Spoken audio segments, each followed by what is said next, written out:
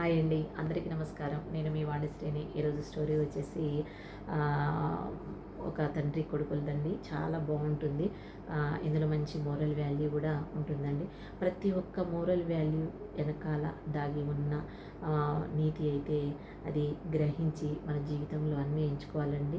ప్రతి ఒక్క స్టోరీలో దాగి ఉన్న నీతిని మనం తెలుసుకొని మన జీవితంలో పాటిస్తే మాత్రము మనము కొన్ని సంఘటనల నుంచి, కొన్ని బాధల నుంచి మనం బయటపడతామండి. కాబట్టి ప్రతి ఒక్క స్టోరీలో ఉన్న నీతిని గ్రహించి మన జీవితంలో దాన్ని అమలు పరిస్తేనే మనం సక్సెస్ అవుతామండి. కాబట్టి ప్రతి ఒక్కరు కూడా ఆ స్టోరీ వింటారని ఆశిస్తున్నాను.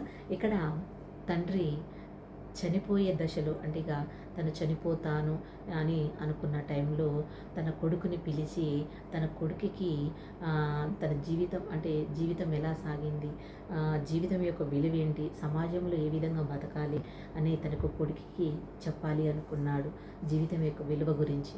అందుకని ఒక కొడుకుని పిలిచి తన దగ్గర ఉన్న ఒక పురాతనమైన వాచ్ని, అంటే పురాతనం అంటే చాలా పురాతనం, 200 సంవత్సరాల క్రితం వాచ్ని తన కొడుకుకి చూపిస్తూ, నాయన ఈ వాచ్ చాలా పురాతనమైనది, మీ తాతల ముత్తాతల నుంచి నాకు ఇది నా దగ్గర ఉన్నది, ఇది ఒక బంగారు షాప్ దగ్గరికి వెళ్ళి దీని విలువ ఎంతో తెలుసుకొనిరా అని అంటాడు. సరే నాన్న అని ఆ అబ్బాయి వెళ్తాడు.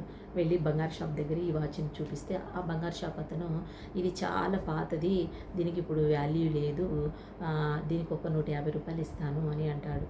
సరే అని ఆ వాచ్ పట్టుకొని వచ్చి తన తండ్రికి చెప్తాడు. నాన్న, బంగారు షాప్ అతను 150 రూపాయలు ఇస్తానన్నాడు దీనికి అని అంటాడు. సరే నాన్న, బంగారు షాప్లో దీని వాల్యూ 150 రూపాయలు, దీన్నే తీసుకెళ్ళి మన వీధి చివర ఉన్న ఒక పాన్ షాప్ దగ్గరికి వెళ్ళి అడుగు అంటాడు. అప్పుడు సరే నాన్న అని వీధి చివర ఉన్న పాన్ షాప్ దగ్గరికి వెళ్తాడు. ఆ పాన్ షాప్ అతను, ఇది దేనికి పనికిరాదు, ఇది ఎప్పటిదో, ఇది వేస్ట్, దీనికైతే నేను 10 రూపాయలు కూడా ఇవ్వను అని అంటాడు. సరే అని తీసుకొచ్చి జరిగింది వాళ్ళ నాన్నకు చెప్తాడు. దీని విలువ 10 రూపాయలు ఇస్తానన్నాడు పాన్ షాప్ వాడని. సరే అని, సరే దీన్ని ఒక మ్యూజియం దగ్గరికి తీసుకెళ్ళు, అక్కడ ఎంత అంటారో చూడు అంటారు. సరే అని తనకు ఆ కొడుకు మ్యూజియం దగ్గరికి వెళ్ళి అది మ్యూజియం వాళ్ళకి చూపిస్తాడు. ఇది తీసుకుంటారా మీరని. అప్పుడు ఆ మ్యూజియం వాళ్ళు అది ఒక పురాతనమైన వస్తువు అని వాళ్ళు భావించి దానికి, ఎందుకంటే పురాతనమైన వస్తువులకి వెలకట్టలేరని, చాలా విలువైనదిగా ఉంటుందన్నమాట. ఎందుకంటే అవి అరుదుగా దొరుకుతాయి మనకి. సో అది చాలా విలువైంది కాబట్టి దీనికి మేము 5 లక్షలు విలువ ఇస్తాము, దయచేసి ఇది మాకు ఇవ్వండి, మీకు 5 లక్షలు ఇస్తాము అని వాళ్ళు దాన్ని బతిలాడుతూ ఉన్నారు అవి ఐటమ్ ఇవ్వడం కోసం. ఎందుకంటే మ్యూజియంలో పెట్టుకుంటే అది ఒక చూడదగ్గ ఐటమ్గా ఉంటుందన్నమాట. సరే అని దాన్ని అక్కడి నుంచి తీసుకొని వెళ్తాడు. వెళ్ళేసరికి వాళ్ళ నాన్నకు చెప్తాడనమాట. అయితే మ్యూజియంలో 5 లక్షలు ఇస్తారు నాన్న, ఇస్తానన్నారు అని చెప్తాడు. సరే అనేసరికి అక్కడ కొడుకుకి చెప్తాడు, చూసావా, ఇదే వాచి నువ్వు బంగారు షాప్కి వెళ్తే 150 రూపాయలు, పాన్ షాప్ దగ్గరికి వెళ్తే 10 రూపాయలు, మ్యూజియం దగ్గరికి వెళ్తే 5 లక్షలు, అంటే ఒక చోట 150 రూపాయలు, ఒక చోట 10 రూపాయలు, ఒక చోట 5 లక్షలు, ఎంత అంటే ఎక్కడ విలువ ఉన్నది అనేది నువ్వు గ్రహించినావు కదా. అలాగే మనకు విలువ అంటే ఆయన చెప్తున్నాడు, కొడుకుకి చెప్తున్నాడు, జీవితంలో మనము కూడా మనకు విలువ లేని చోట మనము ఉండకూడదు. మనకి ఎక్కడైతే విలువ ఉంటుందో, మనకైతే ఎక్కడైతే గౌరవం విలువ ఉంటుందో అక్కడ మనం ఉంటేనే మనకు వాల్యూ.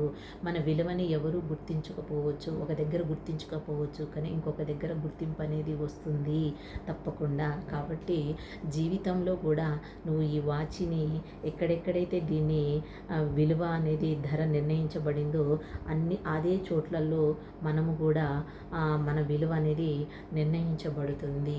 కాబట్టి మనము విలువ లేని చోట మనము ఎప్పుడు కూడా ఉండకూడదు. మనలో ఉన్న సామర్థ్యం కానీ, మనలో ఉన్న టాలెంట్ ఎవరికి, అంటే కొంతమందికి తెలియకపోవచ్చు.